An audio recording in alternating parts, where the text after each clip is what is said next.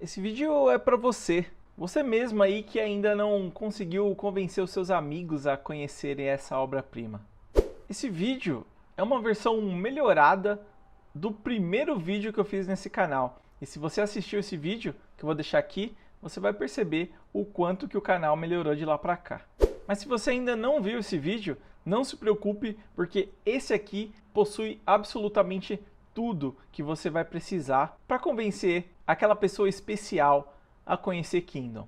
E não se preocupe, porque não importa se a pessoa já consome mangás, quadrinhos, livros ou não. Qualquer pessoa atualmente que é apaixonada por boas histórias e já consome streamings, cinema e até animações, já tem um verdadeiro banquete de apelos irresistíveis aqui em Kingdom. Essa é a lista de 8 excelentes motivos para você começar a ler Kingdom imediatamente. Bora pro vídeo.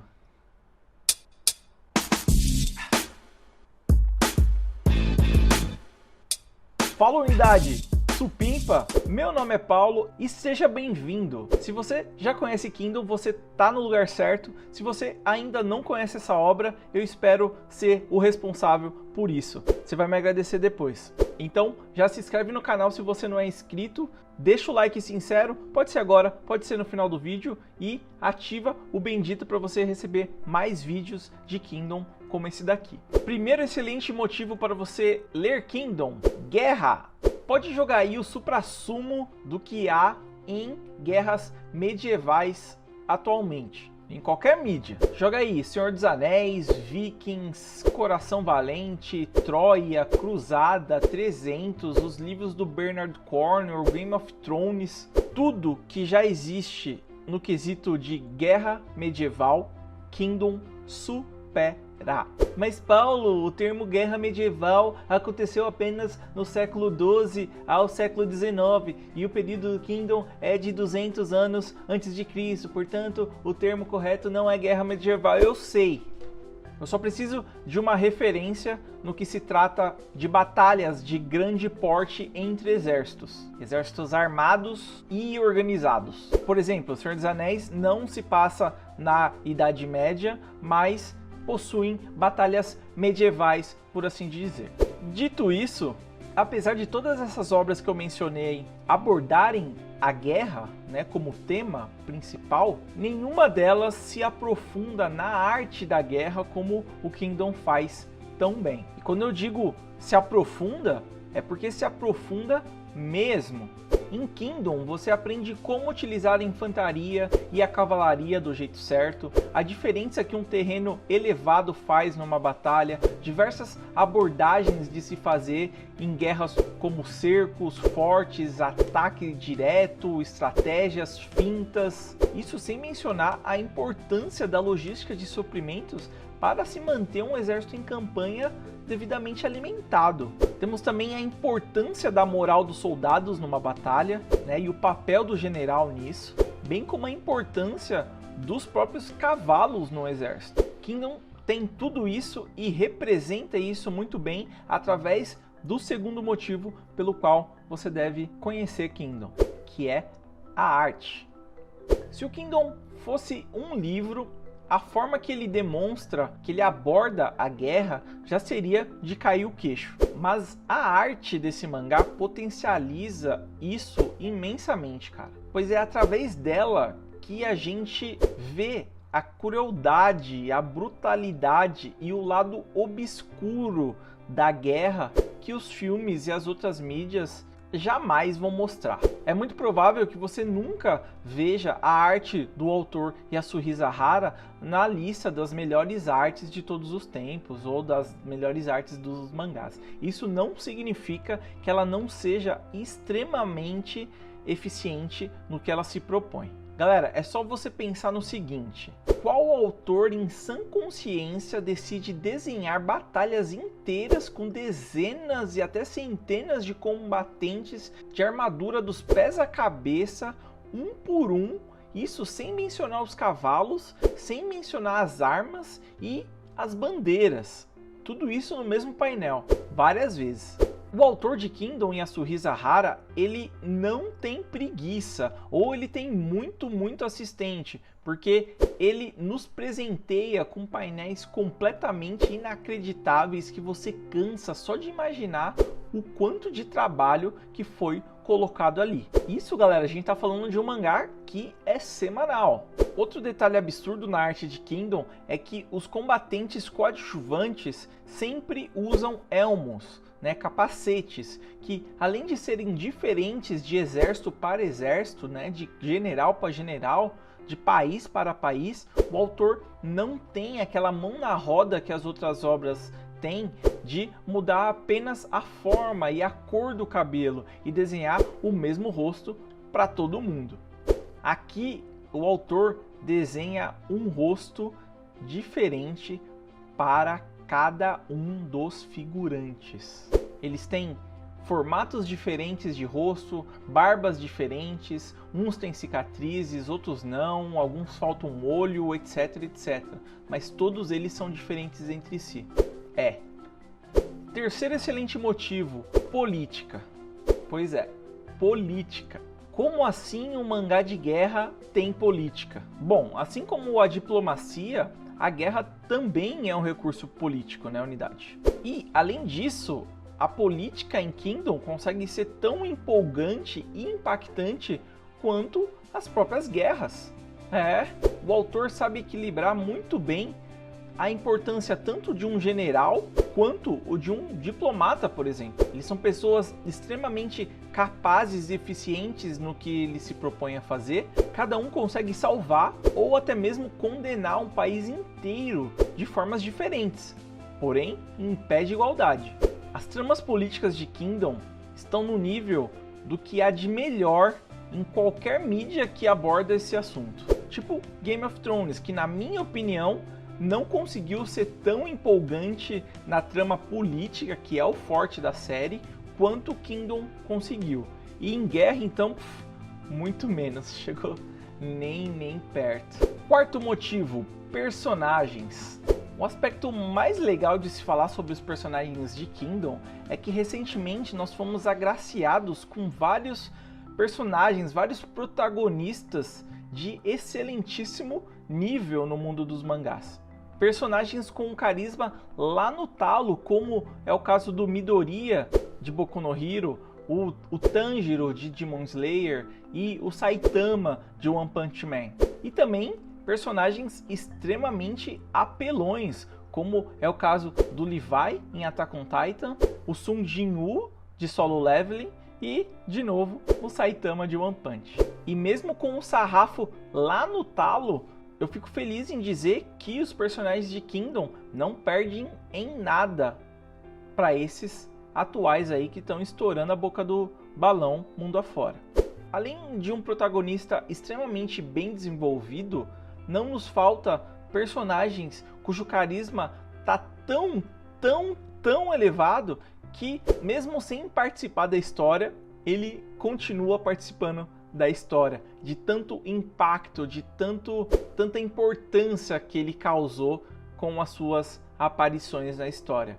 A sua existência, ela reverbera na história toda, sabe? É um puta de um legado que foi basicamente calcado em carisma, em desenvolvimento do personagem. Isso é realmente foda. Além disso, a gente tem personagens extremamente apelões, como é o caso do Renpa. Temos personagens extremamente malvados e mau caráter, como o Kanki e o Rei Toujou. A gente tem também personagens altamente intelectuais, como é o caso do Shohei-kun, do Ousen, do Hiboku. Falando em Hiboku, eis um personagem que eu preciso tirar o meu chapéu. Ele segue o conceito de personagem cinza, que a gente vê muito aqui em Kingdom também, né? Onde ele nem é um vilão e também não é exatamente o mocinho, porém ele desempenha ambos os papéis de uma forma tão bem feita que muitas vezes você se pega torcendo para que ele simplesmente não estivesse ali naquele momento, e mais tarde você torcendo para que ele não morra, para que a história continue tendo ele para dar trabalho, entende? A história não teria a mesma graça sem ele. E isso, cara, é um puta mérito. Agora eu preciso falar dele. Vou falar dele. Galera, eu já li centenas de mangás, cara. Algumas dezenas de livros e centenas de filmes fácil. Mas eu vi poucas vezes, dá pra contar nos dedos de uma mão só, um personagem que seja tão marcante como o General Oak. Sério, não vou dizer mais nada. Você precisa conhecer o General Oak. Quinto motivo, ritmo. Se tem uma obra que você vai agradecer por ser bem longa, com cerca de 650 capítulos no momento, essa obra é Kingdom. Essa foi a única obra que eu presenciei pessoalmente os meus amigos lendo coisa de 70 capítulos por dia e alcançando os capítulos atuais em pouquíssimas semanas, galera. Isso não sou só eu que estou falando não, isso está acontecendo com várias pessoas que estão descobrindo o Kingdom agora. Isso se deve ao inigualável ritmo que a obra consegue entregar, intercalando tanto arcos de guerra, quanto arcos políticos, alguns de flashback, alguns arcos solo também, arcos intermediários de cair o queixo simplesmente. Presta atenção no que eu vou falar agora. Kingdom não tem arcos ruins. E além disso, Kingdom simplesmente tem um dos melhores arcos da história dos mangás, sem nenhuma sombra de dúvidas. Esse arco se chama Arco de Colisão e eu nunca senti tanto hype em toda a minha vida quanto nesse arco. Sabe o filme Guerra Infinita e Endgame? Tá ali. Quem leu sabe do que eu tô falando e quem vai começar agora, não se preocupe, porque as chances da sua expectativa serem superadas são enormes. Vai por mim. Sexto motivo, realismo.